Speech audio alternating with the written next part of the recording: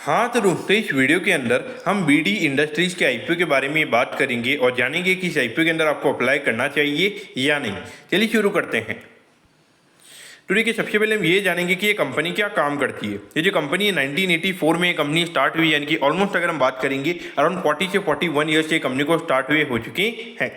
अब अगर हम यहाँ पे कंपनी के बिजनेस के बारे में अगर हम बात करेंगे तो देखिए, जो प्लास्टिक के जो फ्यूल टैंक्स होते हैं वो ये कंपनी में यहाँ पे बनाती हुई नजर आती है। जिसके अगर हम मेन यूसेज की अगर हम बात करेंगे तो जो भी यहाँ पे ऑफ रोड व्हीकल्स, यूरिया के जो tanks, fenders, hydraulic tanks, air ducts, mud guard, cabin roof के अंदर में यहाँ पे जो कंपनी के प्रोडक्ट्स है वो यहाँ पे यूज किए जाते हुए नजर आती हैं।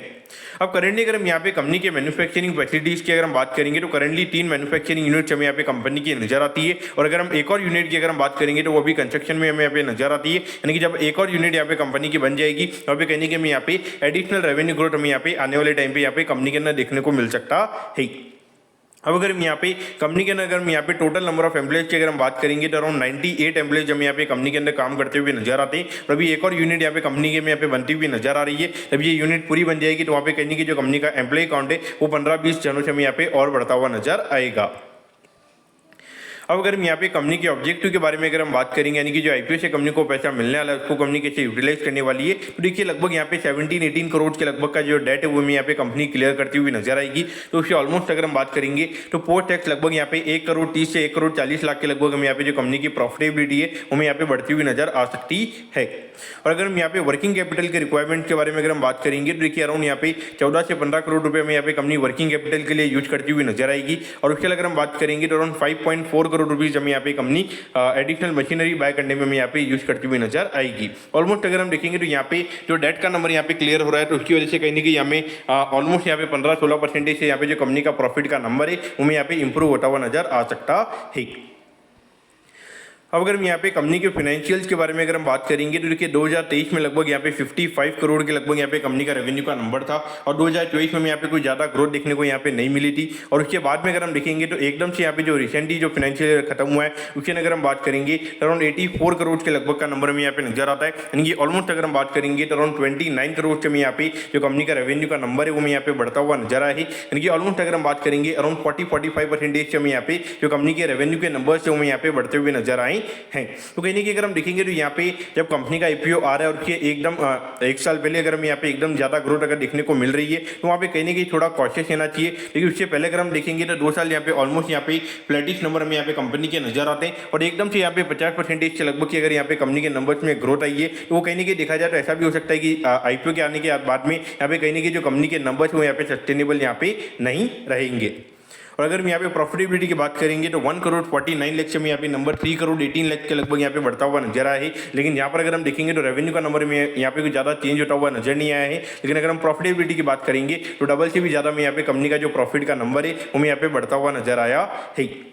और अभी अगर हम देखेंगे अराउंड 8 करोड़ 15 लाख के लगभग हमें यहाँ पे कंपनी का प्रॉफिट का नंबर यहाँ पे नजर आता है। यानी कि ऑलमोस्ट अगर हम देखेंगे तो सीधा अराउंड यहाँ पे 10% के लगभग हमें यहाँ पे कंपनी का नेट प्रॉफिट मार्जिन का नंबर में यहाँ पे कंपनी का नजर आता है। जो कहने की अगर हम देखेंगे तो जो कि अगर हम पहले अगर हम बात करेंगे हार्डली 5-6% के लगभग यहाँ पे कंपनी का नेट प्रॉफिट मार्जिन का नंबर था, वो सीधा अराउंड हमें यहाँ पे अराउंड 10% के लगभग यहाँ पे होता हुआ नजर आए। तो कहने की अगर हम देखेंगे तो जो भी कंपनी के जो रिसेंटली वाले जो कंपनी के कहीं ना कहीं जो नंबर्स हैं हमें कहने के थोड़े इन्फ्लेटेड यहाँ पे नजर आते हैं।